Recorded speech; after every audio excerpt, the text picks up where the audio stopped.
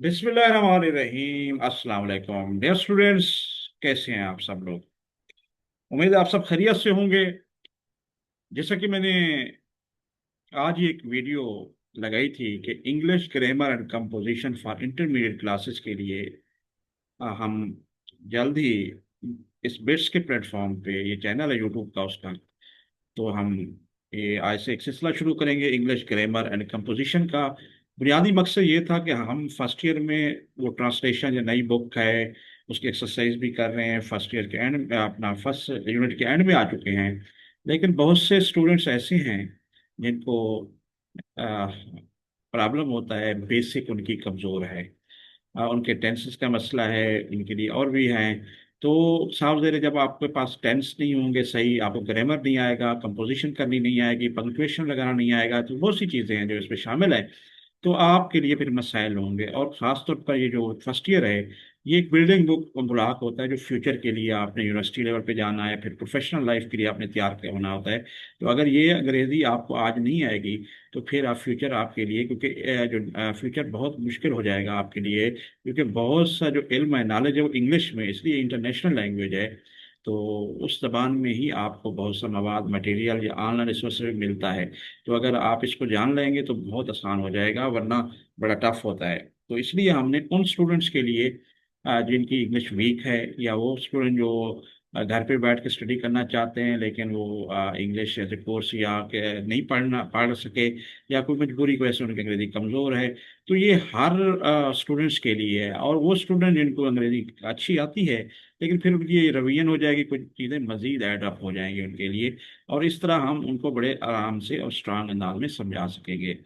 तो ये आज का क्योंकि पहला स्टार्टअप है, हम कोशिश करेंगे कि ये 30 लेक्चर्स में ये कंप्लीट हम करें, और होपफुली एक आध माह में ही इन तमाम को करने की कोशिश करेंगे, ताकि जल्दी जल्दी स्टूडेंट्स इनको अपनी ग्रास्प कर लें बेसिक को।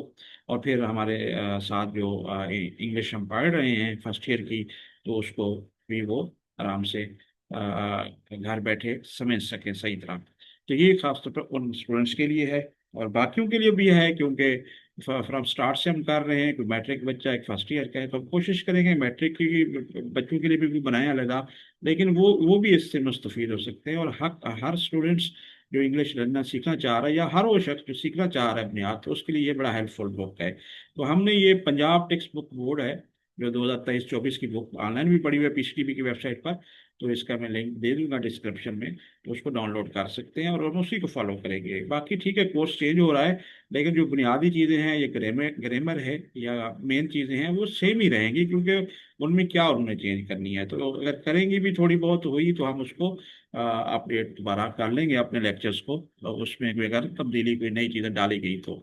वरना ये आपके लिए पेपर के लिए भी काम आएगा, एक खासतौर पर जो फर्स्ट ईयर के बच्चे हैं उनके लिए लेटर राइटिंग है और बहुत कुछ है, ट्रांसलेशन है, तो बहुत आसान हो जाएगी। चलो अभी हम स्टार्ट कर लेते हैं, क्योंकि कैसे स्टार्ट करते हैं जी? क्या हम इस बुक को स्टार्ट कर लें स्टार्ट से? नहीं, इसके लिए मैंने सोचा क्यों ना जब हम स्टार्ट ले रहे हैं तो बेस से शुरू करें।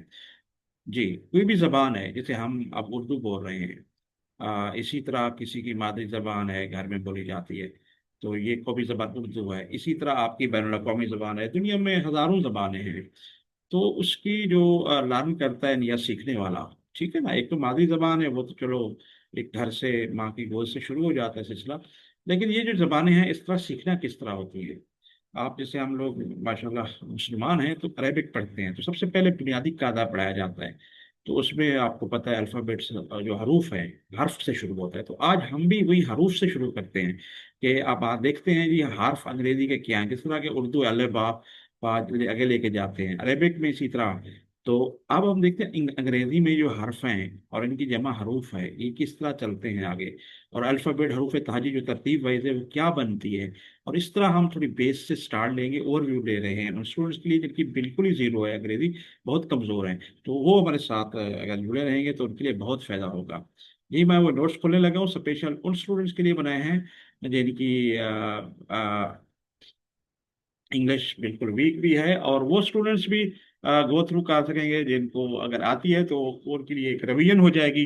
तो हमारे साथ बड़े आप चलते रहेंगे तो बहुत आसानी से आपको ये बातें सिखाऊंगा, क्योंकि प्रोफेशनल लाइफ में बहुत कुछ आपको जैसे पता है, अल्हम्दुलिल्लाह पीएचडी लेवल तक स्टूडेंट पढ़ा हुआ है। तो यहाँ भी एकेडमीज लेवल और हर किस्म की यूनिवर्सिटी लेवल तक भी पढ़ा चुके हैं। तो आइए उनको देखते हुए मैंने कहा ये बेहतर है इस अंदाज में अपने स्टूडेंट्स को पढ़ाया जाए। तो इंग्लिश है जी, देखें हाँ, आपका अल्फ़ाबेट है, हरूफ ताजी जिसे बोलते हैं। तो क्या है जी, the English alphabet is set of 26 letters use to form words. Example है capital letters ABC to Z and small letter ABC to Z या जी भी बोल रहे होते हैं। तो ये देखिए मैंने बड़े आसानी से जो मेरा तरीका रहा है कि उसका एक उर्दू का वर्जन भी जरूर देता हूँ, ताकि वो स्टूडेंट्स जो इनको, क्योंकि अभी अंग्रेजी बहुत वीक है, तो वो उर्दू में पढ़ लें। अंग्रेजी हरूफ ताजी 26 हरूफ पर मुश्तमिल होते हैं, जिनकी वजह से अल्फाज बनते हैं। मसलन ये कैपिटल लेटर कहलाते हैं और ये कहलाते हैं स्मॉल लेटर, छोटे। यानी कि आप क्या हो गया, लेटर्स हो गए, लेटर्स के कम ये जो लिखते हैं हम तरतीब वही 26 जो लेटर्स हैं कैपिटल लेटर, ये स्मॉल, उनको हम अल्फाबेट कहते हैं या हरूफ तहजी कहते हैं। ये बेस हो जाता है। अब हम आगे चलते हैं। ये जो लेटर हम सीख चुके होते हैं एलिमेंट्री क्लासेस में, तो आसानी में आप सीख लिए हैं। तो उसके बाद आप क्या करते हैं जी, एक उन लेटर्स को मिलाते हैं तो एक मजमुआ बनता है जिसे वर्ड कहते हैं। ठीक है जी। और लेकिन वो क्या, हर एक मजमुआ नहीं, जो डिक्शनरी या अंग्रेजी में एग्जिस्ट करता हो मीनिंग हो। जिस तरह मैं एग्जांपल देता हूँ, APPLE है तो सेब बनता है एप्पल से। लेकिन अगर PPA वही लेटर हो, अगर उनका जोड़ बनाया जाए, कॉम्बिनेशन तो बन जाएगा, मीनिंग नहीं है तो वो लफ्ज नहीं कहलाएगा। इसलिए स्टैंडर्ड ये है। तो आइए इसकी डेफिनेशन देखते हैं। A word is a group of letters that together form A meaningful unit. ठीक है ना। यानी कि लफ्ज हरूफ का ऐसा मजमूआ होता है जो कोई मतलब रखता है। मसलन बुक किताब है, ठीक है, B O K, लेटर है, दो लेटर ओ आ गए, बी ए के, तो एक क्या बन गया, कॉम्बिनेशन ऑफ लेटर्स बन गया और माना भी देता है। ठीक है जी, इसको हम वर्ड कंसिडर करेंगे। अगर उसके मुताबिक ओ को, ओ बी ओ को बो, पता नहीं है चीज नहीं है, लेकिन लेटर वही रहते, लेटर्स जो उसके हैं, लेकिन वो वर्ड ना होता डिक्शनरी में, या जिस तरह उसको रिकग्नाइज नहीं है वर्ल्ड लेवल पे। तो रन है, दौड़ना, ब्लू टीचर।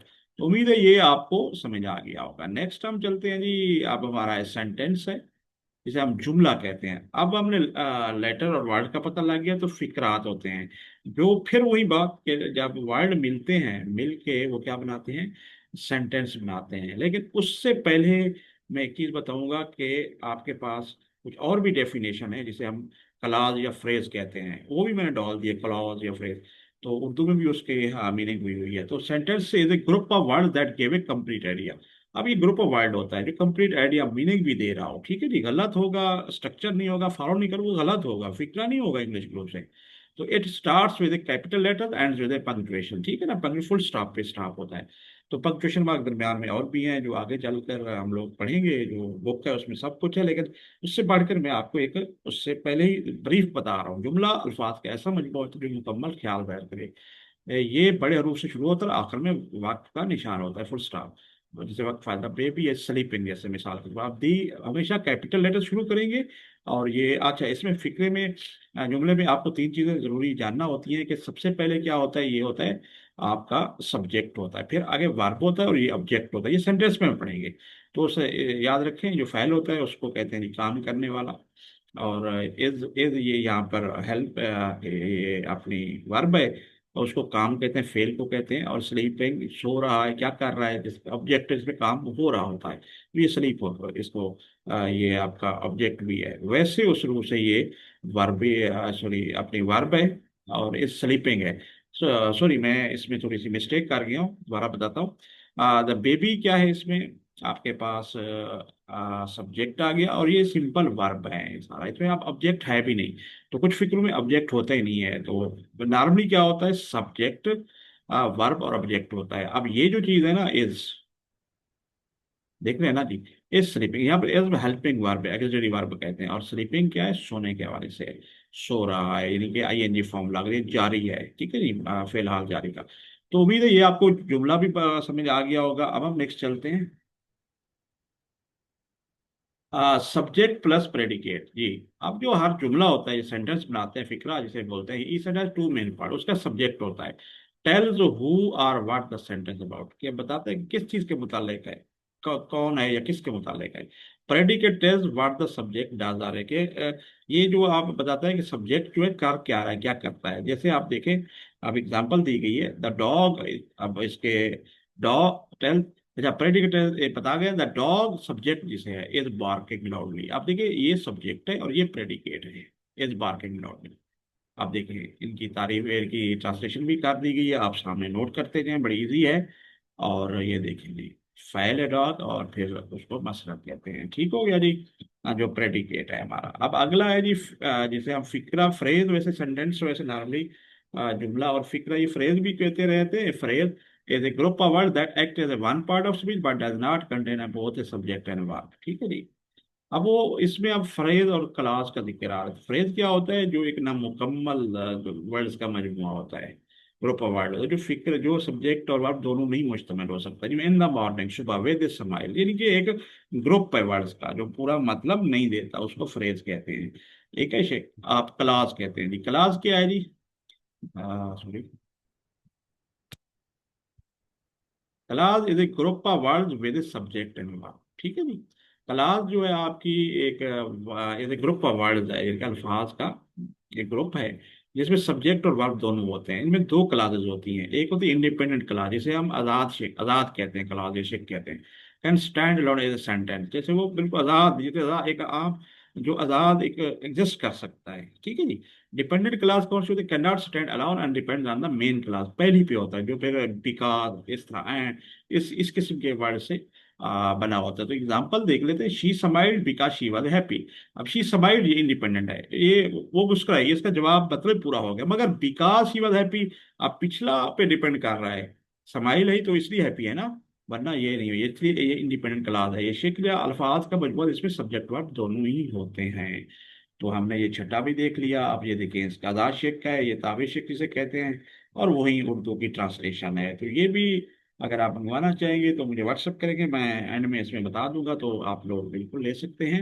इसके बाद है पैराग्राफ। ये paragraph is a group of sentences that talk about a single idea और टॉपिक। ठीक है जी। अब देखिए जी, हमने कहाँ से शुरू किया था, लेटर से, आप ABC से। उसका हमने अल्फाबेट थे 26, और फिर हमने वर्ड्स सीखे, वर्ड्स बनाए उससे, वर्ड से फिर हमने कहाँ पे पहुंच गए जी, हमने सेंटेंस पे। और सेंटेंस पे हमने उनकी किस्में देख ली, सब्जेक्ट प्रेडिकेट देख लिया, इससे फाइल इनके, और सब्जेक्ट वर्ब ऑब्जेक्ट कॉम्बिनेशन। ठीक है ना। जैसे हम कह सकते हैं जी ही इज ए बॉय। अब ही क्या हो गया, सब्जेक्ट है, इज वर्ब है, और बॉय एक ऑब्जेक्ट है। तो इसी तरह उसमें हमने स्लीपिंग का जिक्र किया, उसमें वो नहीं था जो मिस्टेकली यानी बोल गए थे, ऑब्जेक्ट था नहीं। तो इसी तरह पैराग्राफ जो है अब इनका मजमूआ है, जैसे ही इज बॉय, ये वो सारा ये इस तरह के सेंटेंस मिलते हैं मुख्तलिफ, तो एक पूरा पैराग्राफ बनता है, कम्बिनेशन ऑफ पैराग्राफ है जो। ठीक है ना। और my best friend Ahmad, he is kind helpful, we play together, I enjoy his company, सब मिलके एक पैराग्राफ बन गया। मैं जो एक सही ख्याल या मौजू पर बात करें, एक ही ख्याल, याद रख दीजिए, एक ही ख्याल या मौजू पे बात मुसलसल कर रहा हूँ। तो इसी तरह जब आपने लेसन पढ़ा द इंस्पायरिंग लाइफ ऑफ हजरत Muhammad, peace be upon him, खतमुन नबीय्यीन सल्लल्लाहु अलैहि वसल्लम, उनके सबक में भी बहुत से पैराग्राफ थे, 1 2 3 सारे आप देख चुके होंगे एक ही आइडिया पे। तो अगर आप इंटरमीडिएट स्टूडेंट तो आपको आइडिया होगा। ठीक है जी। ये हमने बेस पढ़ लिया है, आपको उम्मीद है ये एक आवेश अच्छी लगी होगी, और बड़े आसान तरीके से जो नॉलेज थोड़ा बहुत मेरे पास है वो मैंने कहा आपसे शेयर कर दूँ। तो इस तरह हम बेस से स्टार्ट कर चुके हैं। अब हम देखते हैं जी, बुक की तरफ जाते हैं जी। इंग्लिश करें ग्रामर कंपोजिशन। अब इसका तरीका ये है कि हम पहले देख लेते हैं बुक को के कंटेंट्स में क्या क्या क्या है। वो थोड़ा बहुत तो मैं लास्ट टाइम एडवर्टाइज भी कर चुका था। ये देखिए कंटेंट सामने है, इनकी परेशान होने की जरूरत नहीं, वन बाई वन हम लेके चलेंगे। आज हम नाउन और काइंड्स ऑफ नाउन की तरफ, प्रॉपर नाउन, कॉमन नाउन, और इसी तरह कलेक्टिव, काउंटेबल एंड अनकाउंटेबल तक पढ़ेंगे। तो इंशाल्लाह फिर इसी तरह हम रोज आगे चलते रहेंगे। इस बुक को आप डाउनलोड कर सकते हैं PCTV की, आपने चले जाएंगे कंबाइन जो पोर्शन है एंड में इंटरमीडिएट का, उसमें ये मौजूद है। अगर मैं आपको ऐसे लिंक भी शेयर कर दूंगा, आप डाउनलोड कर लें, तो हमारे साथ साथ ये पढ़ते रहें। तो इंशाल्लाह ये सारा जो सिलेबस है जो 2023 का है, तो बेसिक कवर कर रहा है। अगर कोई चेंजेस आई नई कोई, तो फिर उसमें भी हम देख लेंगे।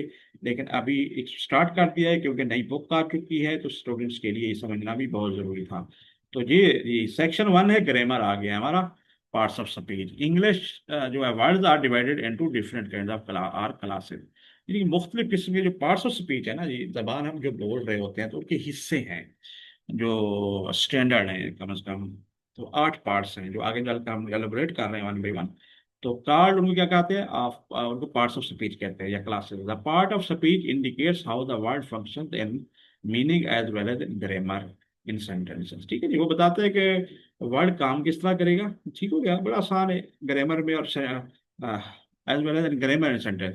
Understanding part of speech is essential for determine meaning the correct definition of a word. ठीक है, अल्फाज के बहुत जरूरी है ये पार्ट समझना, क्योंकि हमें पता ही ना हो लिखा क्या हुआ है। सेंटेंस जो बनाया गया है, जो सेंटेंस का जो स्ट्रक्चर है, उसको पता ही नहीं होगा कि भाई ये पार्ट कौन सा है, कैसे हमें पता लगेगा। तो इसलिए बहुत जरूरी है। There are 8 parts of speech in the English. अंग्रेजी में 8 पार्ट्स हैं। तो इस तरह मैंने इसको आपकी आसानी के लिए इसका भी उर्दू में तर्जमा करके रखा हुआ है। ये बुक भी अगर मंगवाना चाहेंगे तो व्हाट्सएप से शेयर करूंगा, तो आप मंगवा सकते हैं। ये देखें जी, इसकी मैंने फिर वही जो पीछे पढ़ा है आपने, ये ट्रांसलेशन करके रखी हुई है उर्दू में भी, ताकि स्टूडेंट्स के लिए आसानी रहे और वो बड़े आसानी से इसको देख सकें और सारा कुछ देख लें जी। थोड़ा सा मैंने संभाल कर लिया ताकि ये पूरी नज़र आ जाए। ये देखें जी, ठीक है जी, आप देख रहे होंगे सारा आपके सामने खुल रहा है। तो ये अगली टेबल है जो हमने पढ़नी है, तो मैंने इसकी डेफिनेशन उर्दू में भी ट्रांसलेट कर दिया। स्टूडेंट जिनको मसला है समझने में पार्ट्स ऑफ स्पीच, ये नंबर, ये देखें इसम क्या है, ज़मीर प्रोनाउन को क्या बोलते हैं, इसमें ज़मीर से नाउन। ठीक है जी।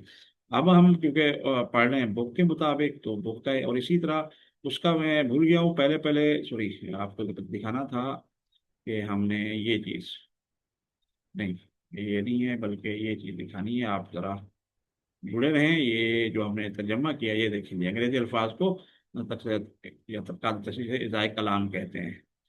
तो जज्ब कलाम ये जाहिर करता है कि लफ्ज़ में, एक लफ्ज़ जुमले में किसी मानी ग्रामर के लिहाज से क्या किरदार करे।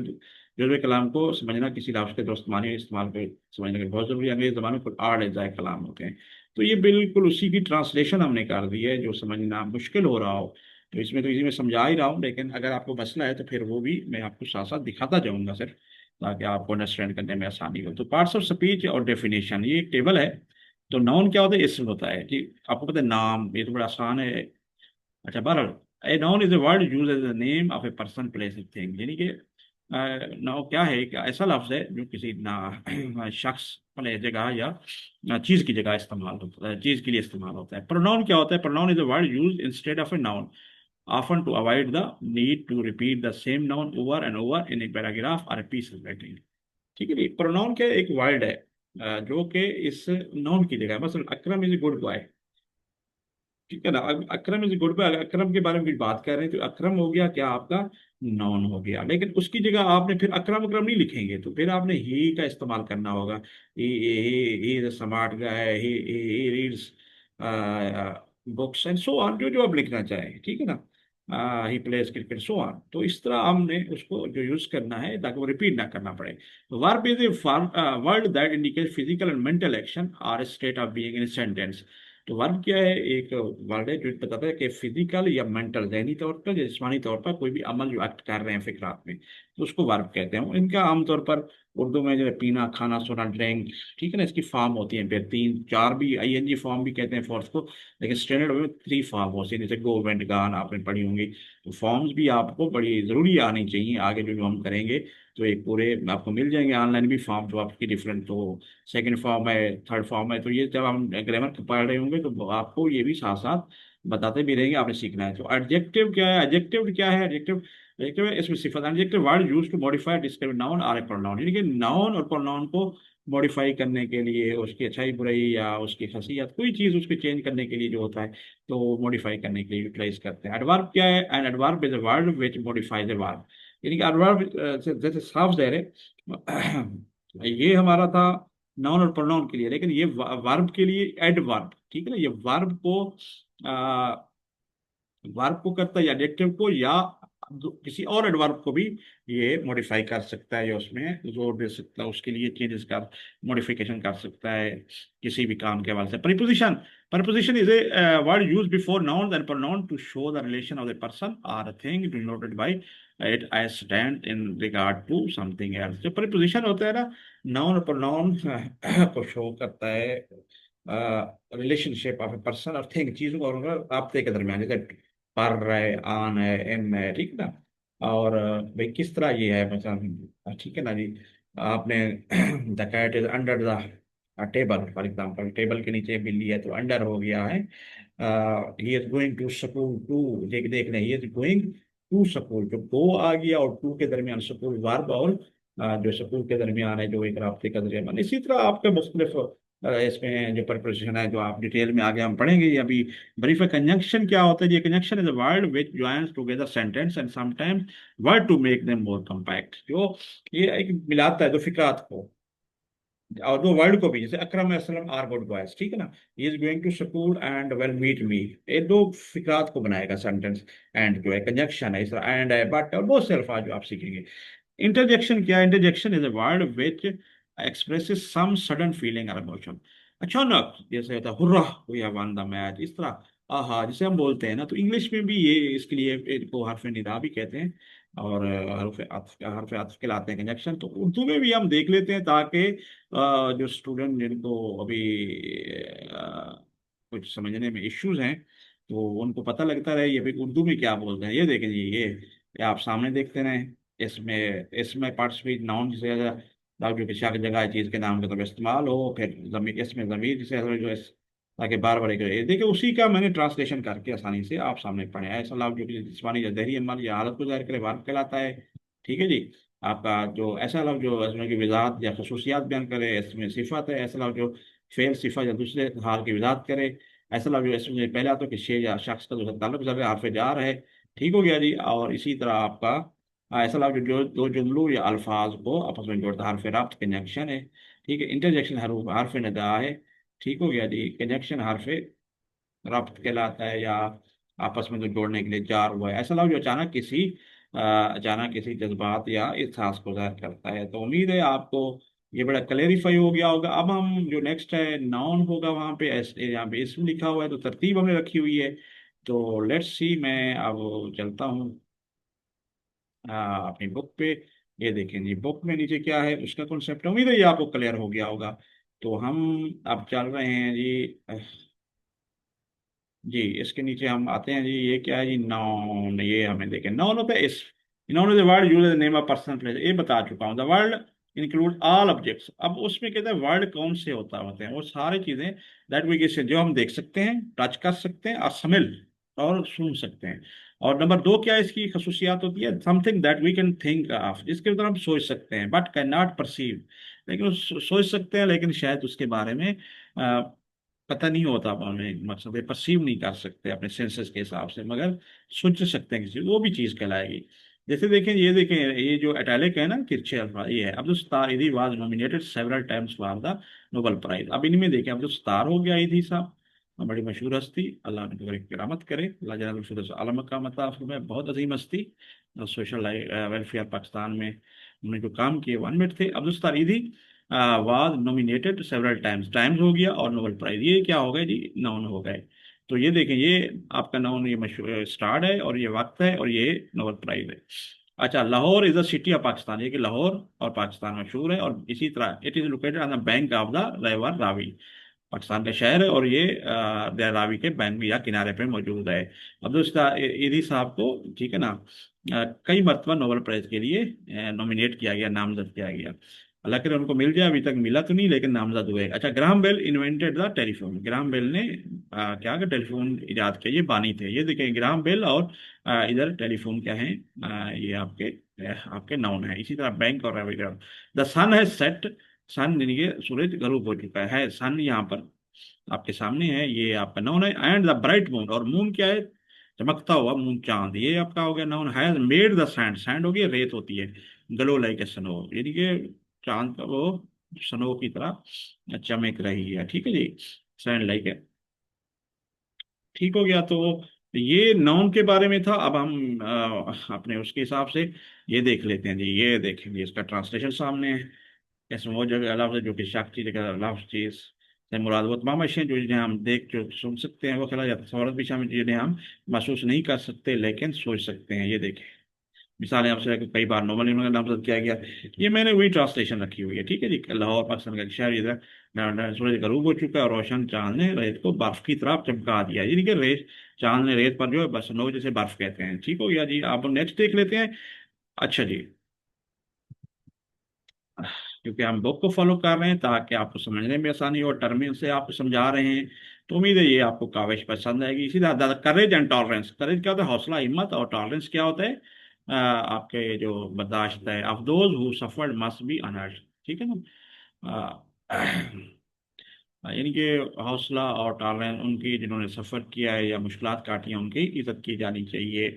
तो इसमें करेज और टॉलरेंस हो गया। द गर्ल रोट ए, यानी कि राइट की दूसरी फॉर्म रोट है, a very long letter to her grandfather. Girl क्या है, लड़की, एक नाउन है, और लेटर क्या है, खाता है, और ग्रैंडफादर है।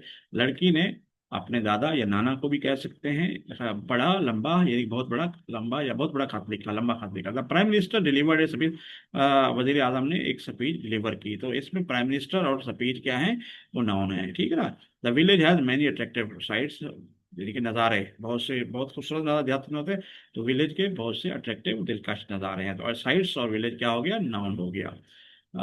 और उर्दू में भी हम उसी तरह चल रहे हैं जी, देखें। यहाँ से जिन्होंने तकलीफ में उनकी कीमत बर्दाश्त करना चाहिए, लड़की ने अपने दादा को एक खत लिखा, वज़ीर आज़म ने तकरीर की।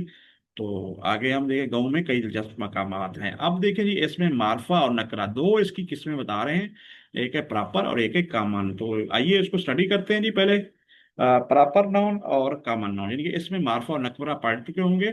ए proper noun is the name of some particular person, place और थिंग, खास शख्स, जगह या चीज के नाम को क्या है, ये एक नाम है, ठीक है जी। A common noun is the name given in the common to the every person, हर एक को जो कॉमन नाम किसी शख्स के हवाले से हो, प्लेस के हवाले से, चीज के हवाले से, आप सेम क्लास काइंड के हवाले से हो, तो ये क्या होगा, वो कॉमन नाउन है। एग्जाम्पल क्या है, अकबर द ग्रेट, यानी कि अकबर आजम जिसे कहते हैं, बड़ा, ठीक है, was the third emperor of the Mughal empire, ठीक है जी। मुगल पर सल्तनत मुगलिया थी, उनका एम्परर थे, बादशाह थे ना, तो वो तीसरे बादशाह थे। इसका मतलब अकबर आजम मुगल सल्तनत के तीसरे बादशाह थे, एम्परर थे, ठीक है ना। तो इसमें अकबर द ग्रेट आ गया, और ये हो गया, और एम्परर हो गया, और मुगल एम्पायर हो गई। लेकिन देखें जी, ये कैपिटल लिखे हुए हैं दो जो हैं, और ये समाल लिखा हुआ है ई से। तो ये बेसिकली ये आपका अकबर द ग्रेट, इसलिए कैपिटल जो लिखते हैं ना, वो लाजमी कैसे लिखते हैं जी, वो कैपिटल लेटर से शुरू करते हैं। तो ये हमारा जो है प्रॉपर नाउन है, और ये भी प्रॉपर नाउन है, क्योंकि मुगल सल्तनत मशहूर है। लेकिन एम्परर कोई भी बादशाह हो सकती है, तो इसलिए ये कॉमन लिखा है। The noun Akbar the great refers to the particular emperor, देख रहे हैं ना, खास एम्परर की हिसाब करता है, यानी कि बादशाह की तरफ, सल्तनत की तरफ। बट द नाउन, अच्छा, emperor must be applied to any other emperor as well, ठीक है। ये एम्परर, ये जो है किसी के साथ भी हम लगा सकते हैं, लेकिन ये अब मुगल आ गया, तो इसलिए ये मखसूस बन गया एम्पायर। वही call Akbar the great are a proper noun and emperor a common noun, वही चीज। अकबर द ग्रेट को प्रॉपर कहेंगे, उसको कॉमन कहेंगे। Similarly the noun empire might be apply to any other empire as well, ठीक है जी। वही चीज है, सल्तनत कोई भी हो सकती है, बादशाह तो किसी की भी हो सकता है, but in the sentence above the noun Mughal empire refer to the particular empire. तो मुगल जो एम्पायर है वो पार्टी, खास मुगलिया सल्तनत मशहूर है, इसलिए ये प्रॉपर नाउन है। उम्मीद है ये प्रॉपर नाउन का आपको समझ आ गया होगा। आप इसी तरह आप देख लें, दो तीन और एग्जाम्पल हैं जो मैं ये बताने की जरूरत नहीं है, मैं जल्दी जल्दी इसको गो थ्रू कर देता हूँ। इसी दिसंबर इज द 12th मंथ, तो डी लिखा हुआ कैपिटल है, is a proper noun, while month is a common noun, वही चीज। Gujranwala is a famous city, Gujranwala मशहूर शहर है, पंजाब में है, is a proper noun, while city कोई भी हो सकता है शहर, common noun. China is big country, China बड़ा मुल्क है, तो China is a proper noun, proper है, साफ दे रहे, और while country is a common noun, वो कॉमन है, ठीक है ना। आम इसमें नकरा है और इसमें मार्फा है। तो हम इसी तरह देख रहे हैं सारी चीजें, साथ साथ ये देखें, इसमें मार्फा है, खा मखसूस, इसमें नकरा, मिसाल अकबर मुगलसरात, अकबर बादशाह का नाम। तस्वा इसी तरह इसमें मार्फा के हवाले से, दिसंबर महीना है, इसमें नकरा है, गुजरात मशहूर शहर है, चीन एक बड़ा मुल्क है। नोट पे हम आ गए हैं, अब उधर हमारा बुक के मुताबिक, ताकि हम ट्रांसलेशन भी दिखा रहे हैं, ये देखें जी, इसको भी जरा ऊपर कर लेते हैं ताकि समझने में आसानी हो। तो वेट वेट, ये देखिए नोट आ गया जी, ये देखिए। तो नोट क्या है, proper nouns are always written with a capital letter at the beginning, ठीक है। जो अहम चीज वो बता रहा है कि जो प्रॉपर है ना, तो एक तो वो हमेशा कैपिटल लेटर से शुरू में लिखे जाते हैं, उनका पहला जो लेटर होगा कैपिटल होगा, जैसे अकबर ए कैपिटल था, मुगल था, एम कैपिटल था, द ग्रेट का ग्रेट ईयर, एम्पायर, एम्पायर का ई मतलब बड़ा था, क्योंकि वो मशहूर क्योंकि उस वजह से हो गया, क्योंकि एम्पायर तो कोई भी हो सकती है, लेकिन क्योंकि वो मुगल सल्तनत है इसलिए उसको भी बड़ा लिखना पड़ा।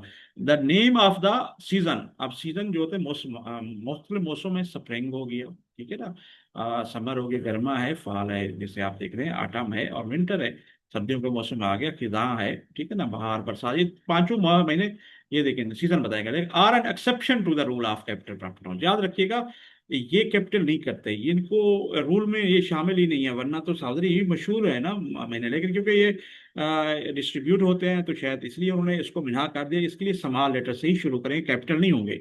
दे are not capitalize in English, अंग्रेजी जबान में ये कैपिटलाइज नहीं किए जाते, unlike the names of days and month. लेकिन देखिए मंडे, संडे, सैटरडे, तमाम दिनों के आगे कैपिटल लिखेंगे, और तमाम महीनों पे भी कैपिटल लिखेंगे, लेकिन इसके आगे नहीं लिखेंगे वरना गलत तस्वीर होगा। ठीक है जी, नेक्स्ट हमारे पास हमने पढ़ लिया है, नोट है तो हमने इसको भी देख लें। इसमें मैं बड़े हरूफ से छोड़ दिया, मौसम का नाम जैसे ये देखें, विंटर अंग्रेजी में कैपिटल नहीं, जबकि दिनों महीनों के नाम किए जाते हैं, ये वही चीज है। अब हमने, आप देख रहे हैं जी, कलेक्टिव नाउन है जिसे हम कलेक्शन से है, जमा जमा, इसमें जमा भी कहते हैं, इज्तिमाई भी कह सकते हैं, ठीक है जी, हम पढ़ लेते हैं इसको। तो कलेक्टिव नाउन क्या कहता है जी, collective noun is the name of number और collection of people, animal, thing,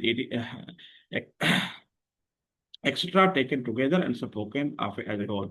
यानी कि वो कहता है एक ना है, नेम ऑफ ए नंबर, किसी नंबर का, अदाद का, कलेक्शन ऑफ पीपल, लोगों के मजमुआ और जानवरों का, चीजों का मजमुए को, टुगेदर अगर एक जमात के तौर पे ले रहे हो, इकट्ठे ले रहे हो, और उसको मुकम्मल तौर पे देखा जाए, ठीक है, बोला जाए। Collective nouns are normally not treated as plural, ये आमतौर पर प्लुरल फिर भी नहीं ट्रीट होते, इनको सिंगुलर लिया जाता है, लेकिन होता ग्रुपिंग में है, कलेक्शन होती है, एवरी, इवन होता कि they refer to group of, हालांकि ग्रुप ऑफ पीपल होता है, लेकिन फिर भी ये आमतौर पर प्लुरल नहीं, एज सिंगुलर लिया जाता है। इसलिए जब हम गलती करते हैं स्टूडेंट्स, तो आगे देखेंगे एरर भी हम लोग करेक्ट करेंगे, तो इसको वो क्या करते हैं जी, उसको प्लुरल ले लेते हैं, मतलब एज लगना था इसकी जगह तो आर लगा देते। देखिए एक फ्लॉक, देखें अ बर्ड्स, ए फ्लॉक, ये मखसूस है, परिंदों का झुंड जो होता है, ए कॉयर ऑफ सिंगर, ये सिंगर्स, ये मजमुआ है ना, ये मसला गुलकारों के लिए, क्राउड ऑफ पीपल, लोगों का हजूम जो होता है, ठीक है ना, और एक group of people are animal, लोगों का ग्रुप जो होता है।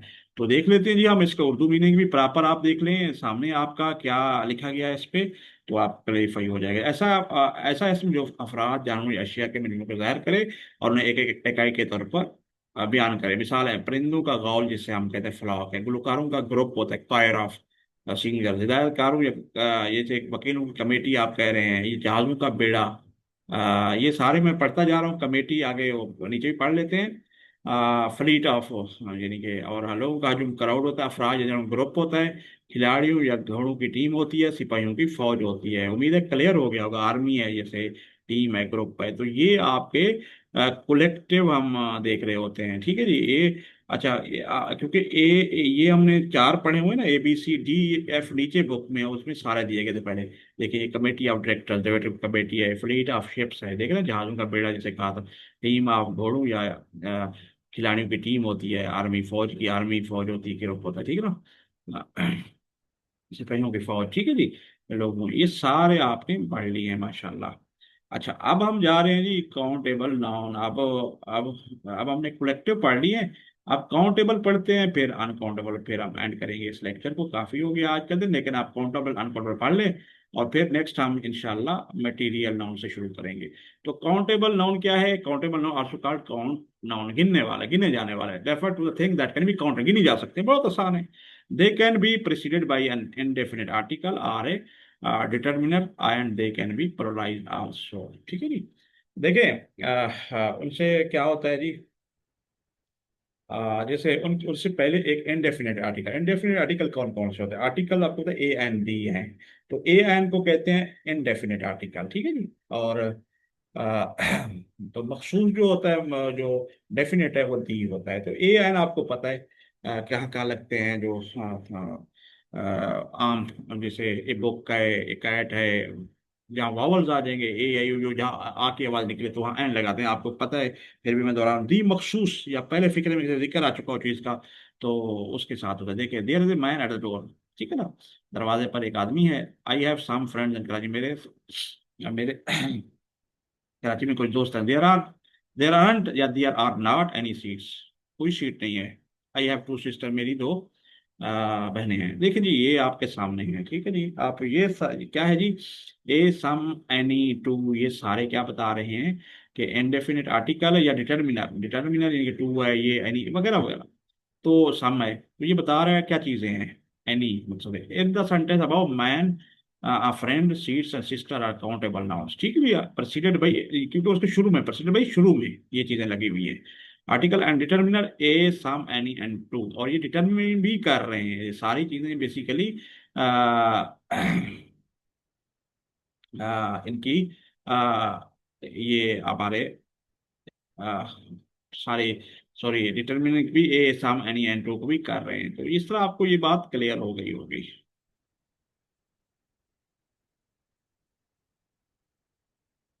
ठीक है जी। अब आप चलते हैं जी अनकाउंटेबल नाउन की तरफ, जो लास्ट है, लेकिन हम फिर उर्दू फिर तर्जमा वो बेसना कर दें, ये हमारा ज़रूरी है, क्योंकि साथ साथ उन स्टूडेंट्स को दिखाने के लिए जो आराम से इसको नोट कर सकते हैं, वीडियोस को आप रोक कर इसको लिखते शुमार की जाने वाले कौन ऐसे इसमें जमा जिन्हें गिना जा सकता है, इनके साथ ए एन एनी सम या ज्यादा लग सकता है, ये जमा भी हो सकते हैं। ठीक है जी। ये काउंटेबल है गिनने के लिए, ए मकसद एक होता है, एन मतलब वो जो वावल्स के साथ होता है, सम और एनी भी लग सकते हैं। तो इस तरह मिसाल है, दरवाजे पर एक आदमी, मेरे कुछ दोस्त कराची में यहाँ कोई रिश्ते मिलकर आदमी दोस्त जिसे मैंने शुमार किए जाने जा सकते हैं। ठीक है जी। ये शुमार कुनिंदा है, इसलिए इनके ये इंडेफिनिट उनके साथ A N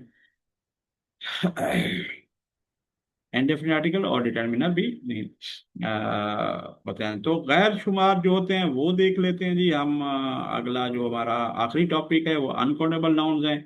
uncountable nouns also called non countable nouns और मास नाउन्स भी कहलाते हैं। Refers two things that can not be, जिसको आप गिन ना सकें। जैसे आप देख लेते हैं क्या क्या है, they should never be proceeded by an indefinite article.